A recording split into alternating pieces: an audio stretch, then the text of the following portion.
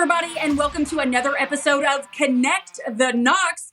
I'm your hostess with the mostest, Julia Hurley, and today's guest is someone very special and someone that when you visit Knoxville, you're going to want to get to know. Everybody welcome Zack, and I can't say his last name, so I'm going to let him introduce himself with Knox Brew Tours. Zack, thanks for being with us today. Hey, thank you so much for having me. It's an honor to be here, and I'm excited for this opportunity. So we're excited. We're excited to get your name out there. Not that it isn't already. You have thousands of followers. And I know that all of the breweries in Knoxville make sure that your name gets out there to everyone he visits.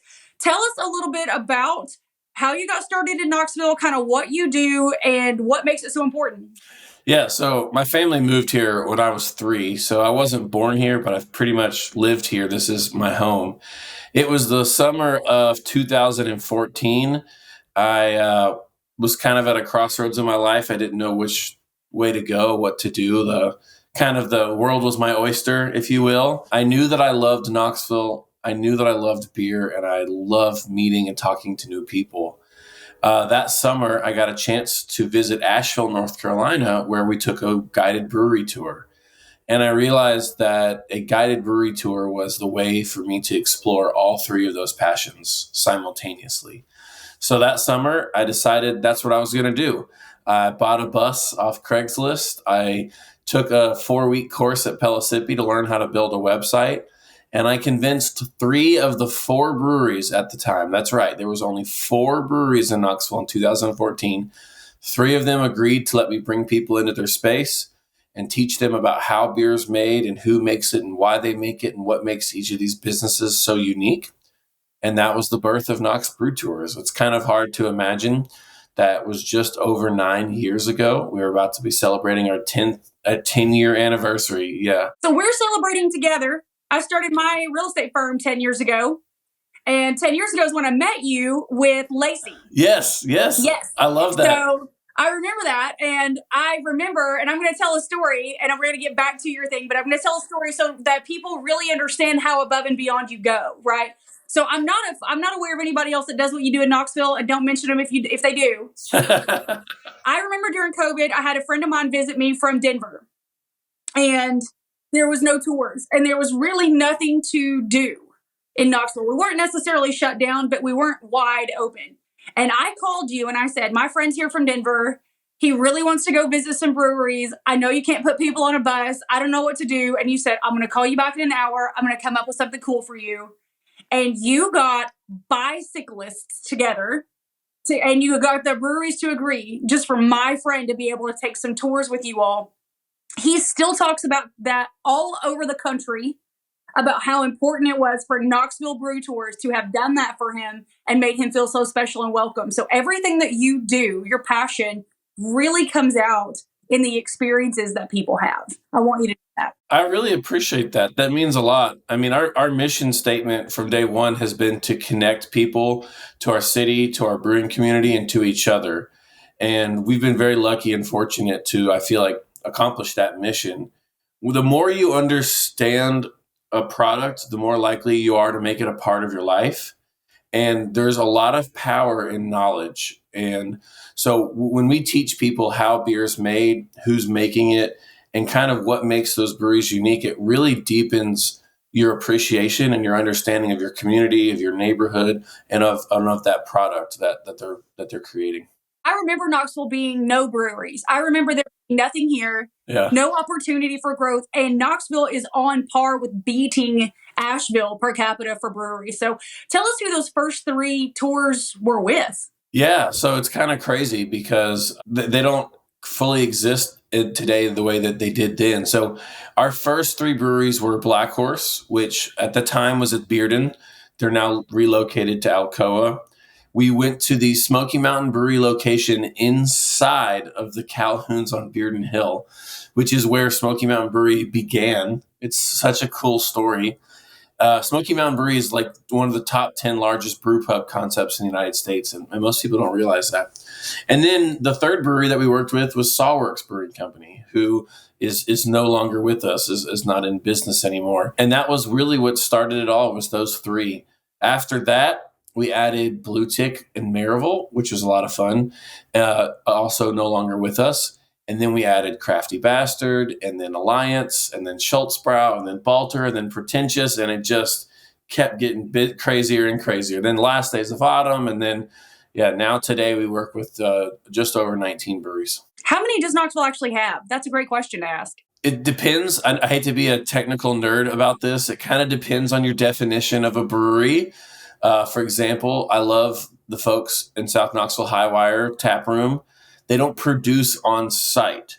So some people consider them a brewery, some people don't. With all that being said, we've got about 30. That's amazing. Knoxville's growing. I know. And we've got some more on the way too. But it's been a wild ride, no doubt.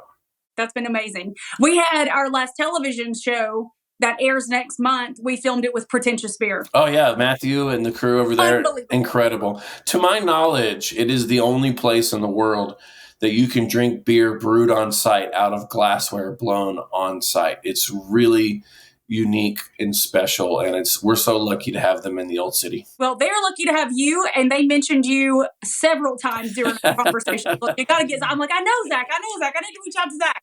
So how did you, the passion's there, the conversation's there. You basically bought a used bus. Tell us about, what does it take to get that name out there? Because I remember 9 years ago in Knoxville, I lived in the Old City. There was 100 members of the Old City Association. 15 of us showed up to have conversations and actually lived there full time. Knoxville was so small. It was mostly just vacationers. No one really lived downtown. How'd you get your name out there? What'd you do? Yeah, that's a great question. So I've got two quick examples. One of the things that I did, and I didn't realize at the moment how strategic this was, it just kind of felt natural, was I created an Instagram account for Knox Brew Tours. And then what I did was I went and followed every brewery that I could and every craft beer bar that I could in Knoxville. And then what I would do is I would reshare their information. They would be like, we have this beer release on Thursday. So then I would reshare it and say, hey, go check out Brewery X on this day for this thing.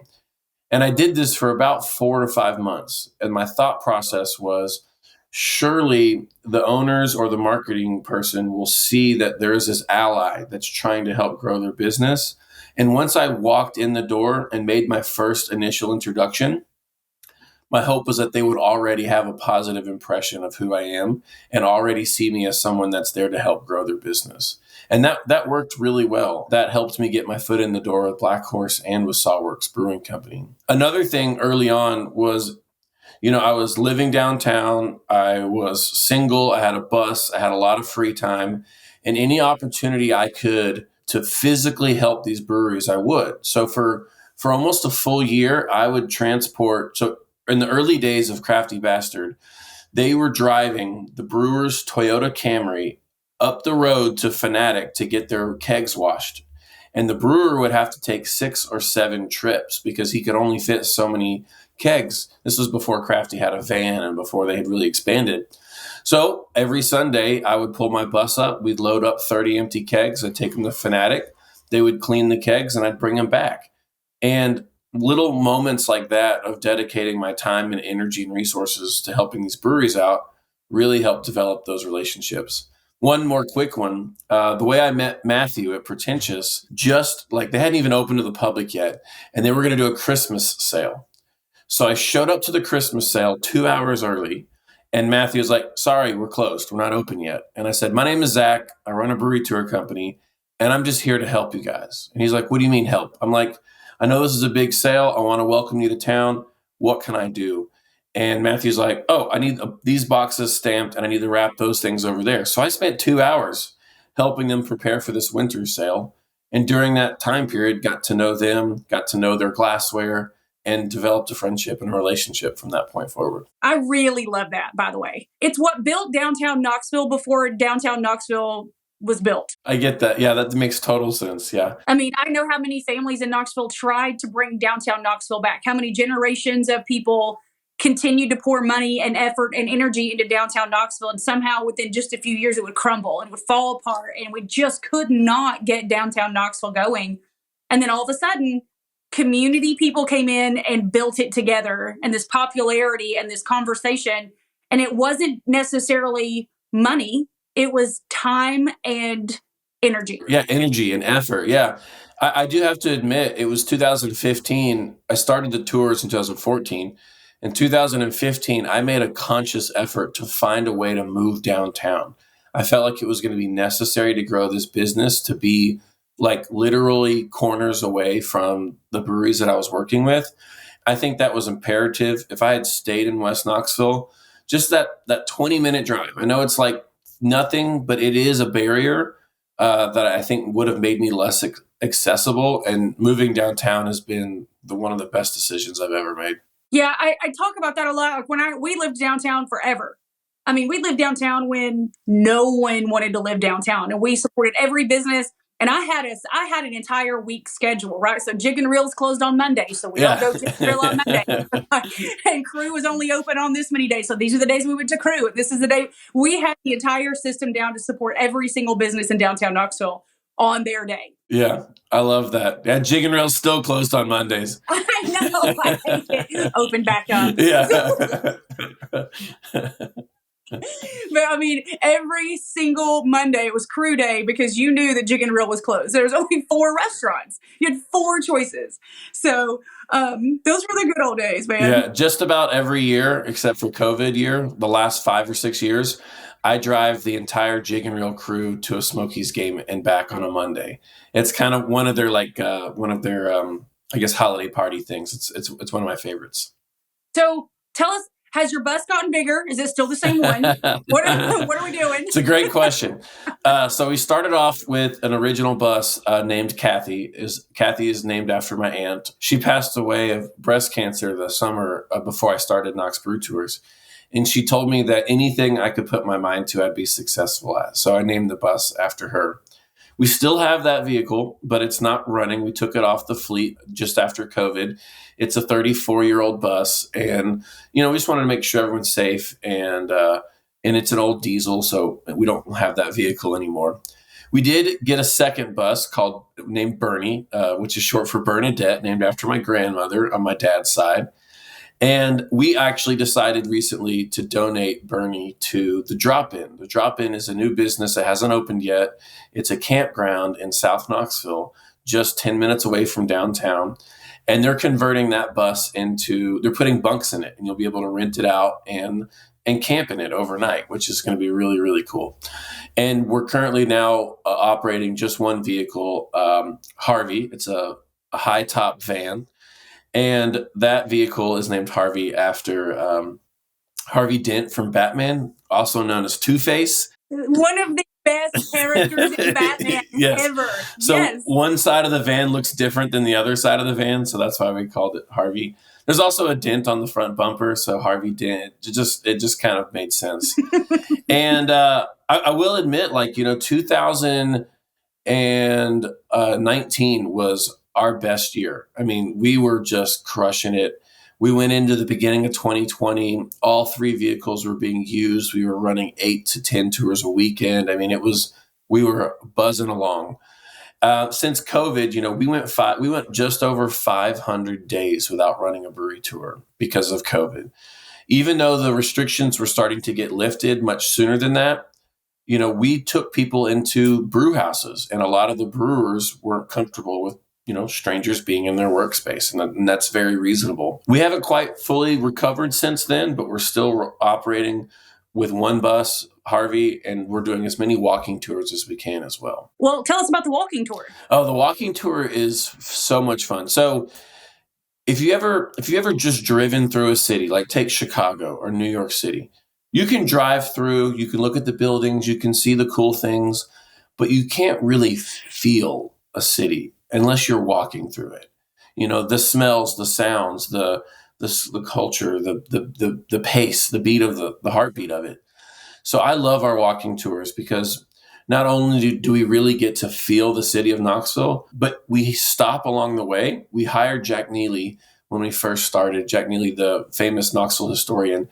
And so our walking tours have a lot of Knoxville history. We talk about the foundation of Emery Place, and we talk about the Kern Bakery and the influence that Peter Kern had on the city of Knoxville. And we talk about the LMU, which is now LMU, the historic hospital that was one of the only hospitals to service both Confederate and Union soldiers, and L&N Station. And it's just really cool to be able to dive into that rich history because we're on foot. We don't do that so much when we're on the bus, because when we're on the bus, we're jamming out to Whitney Houston or Spice Girls or, whatever song that group is into at the moment. So yeah, the walking tours are special. They feel very connective. We all know that real estate is location, location, location. Our team at Just Homes Group has the true expertise, pairing buyers and sellers with the right opportunities. Whether you're looking to buy or sell a home right here in Knoxville, Lenoir City, Clinton, or Farragut, we have the expertise throughout every Knoxville surrounding area. Call Just Homes Group. With the growth of more breweries in Knoxville, because we're seeing them, they're coming, and more distilleries are coming. I mean, they're on their way. Knoxville, I truly feel, as far as business goes, 2019 was one of our best years as well, right? It was pre-COVID and then pre-boom. And I want to say it was a boom. So 2019 was true local on local business. It was when you got a review, it meant something. Everybody knew you. You had less competition, less people in the market. 2020 rolls around, 6 months into 2020, you literally don't. I mean, nobody was shut down all the way, but we were shut down. And then 6 months after that, all of these people from California, New York, Chicago, Connecticut, they were calling and buying houses at such a rate that I could not keep up with writing contracts fast enough because they were fleeing their states to come to Tennessee because we were open. And then 3,000 more competitors got into our market and they've stayed, right? So Knoxville's changed from local to local more to national to local. It's like, hey, who gets there first? Who has the most amount of marketing dollars to spend here? So the locals that really grasped and got a hold on what was going on have started to turn that curve in 2024 of, hey, we love the growth. We really need to band together and make sure our local community stays local.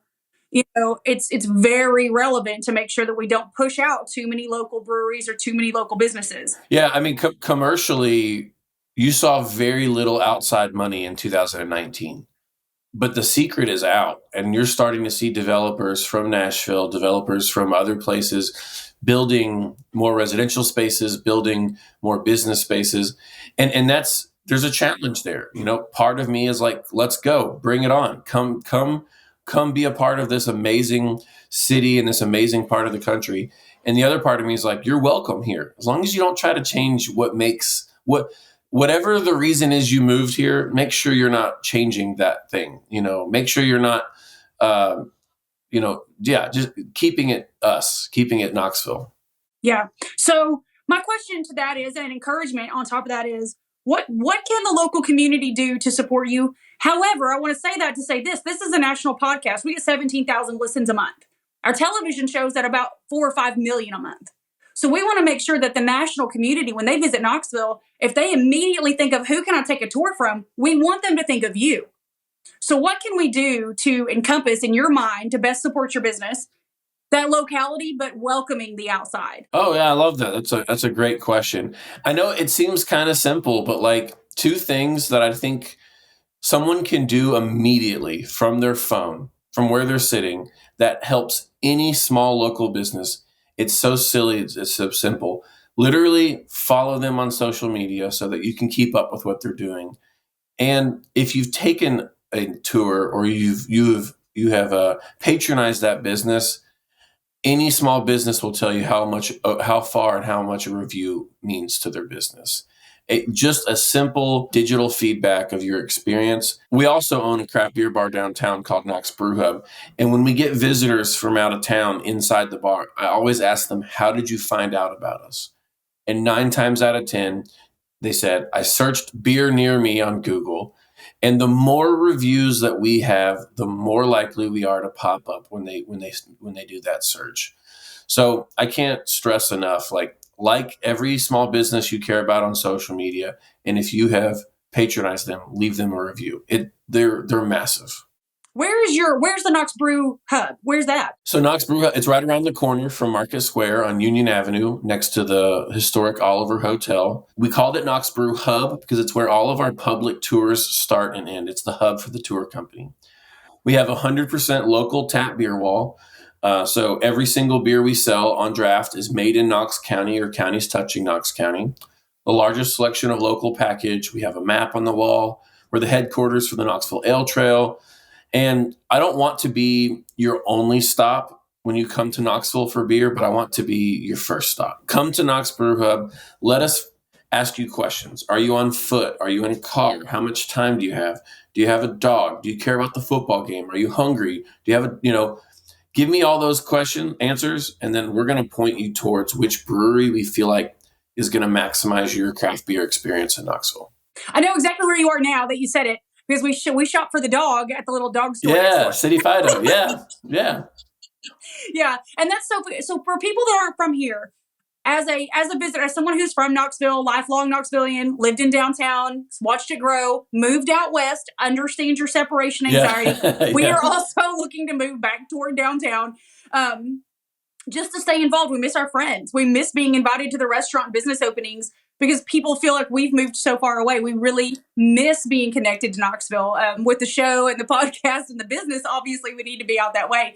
But for people that don't know, you can just park in the Market Street garage, literally walk up a flight of stairs around the building, and you're boom. Yeah, and there's also Locust Street Garage and Langley Garage and State Street Garage. I mean, there's tons of free parking.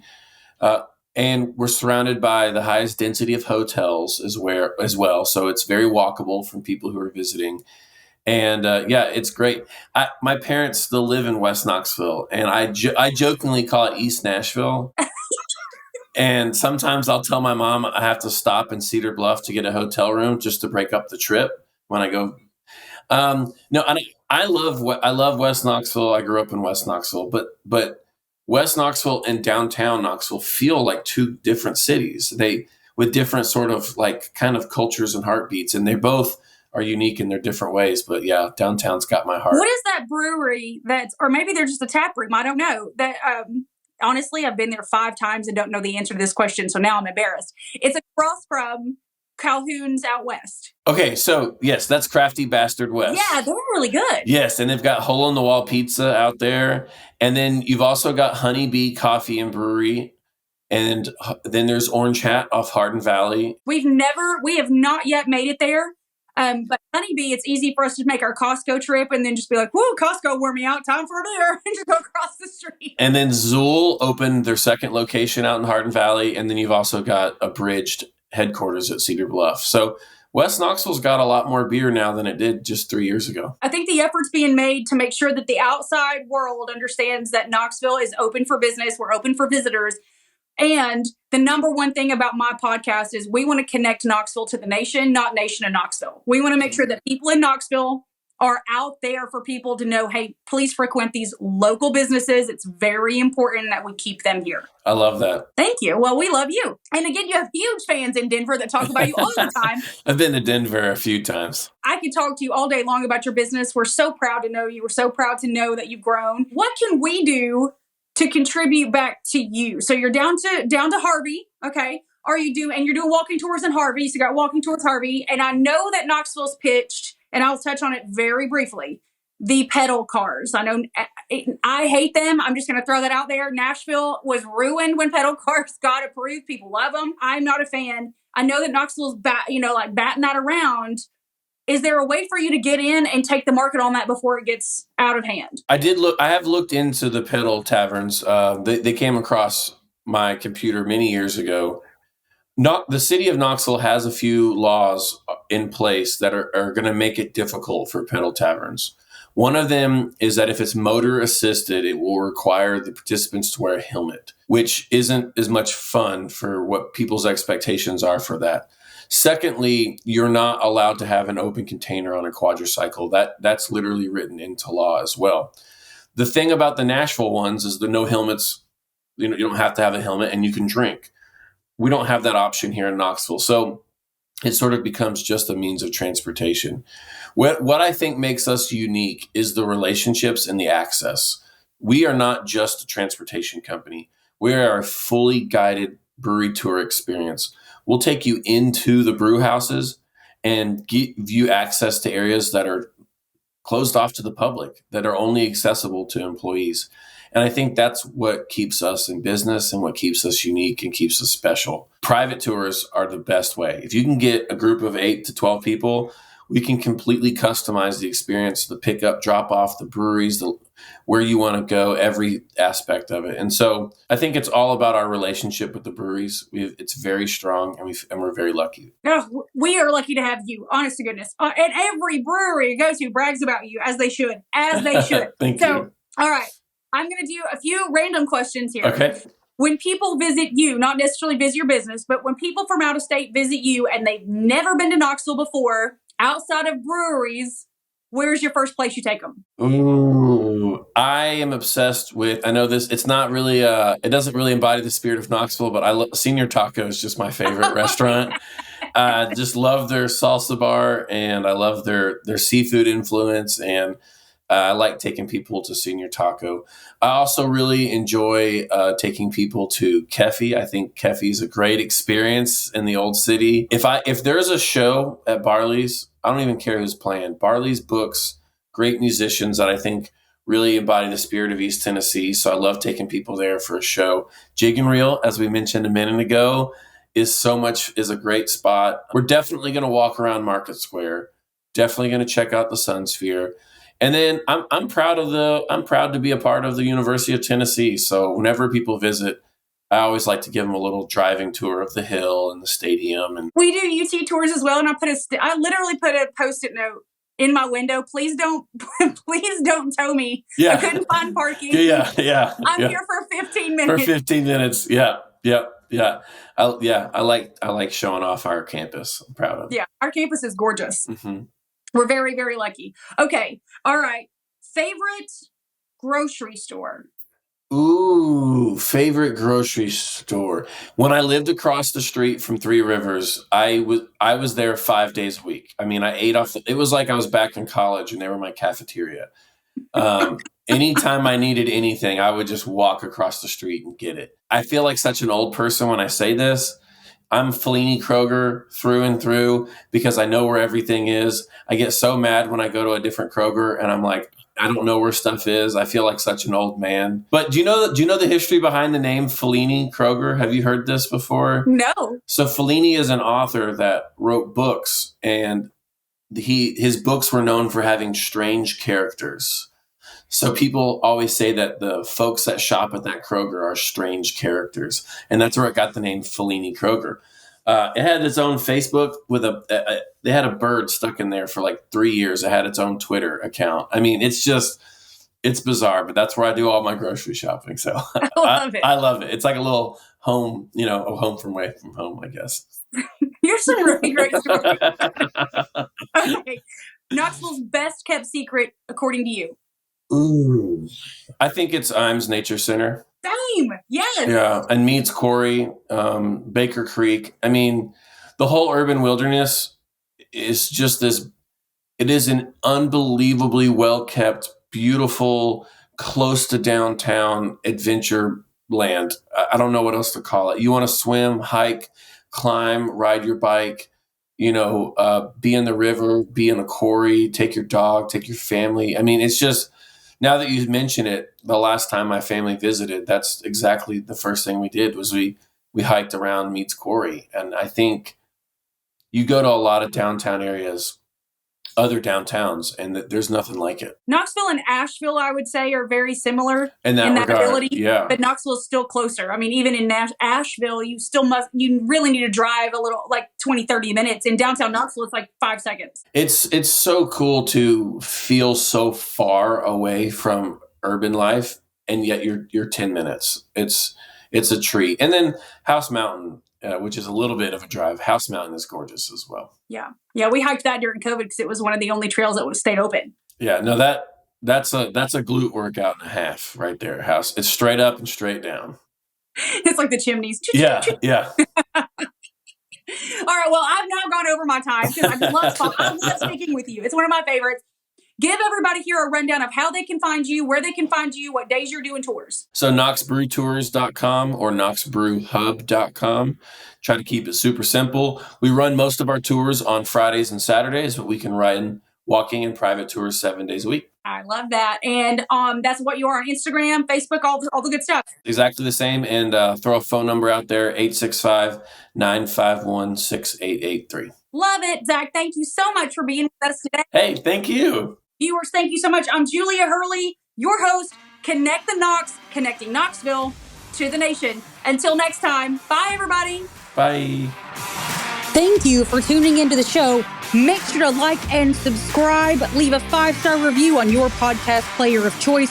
And if you would like information on moving to Knoxville, send me a private message. As always, this is Julia Hurley connecting Knoxville to the nation.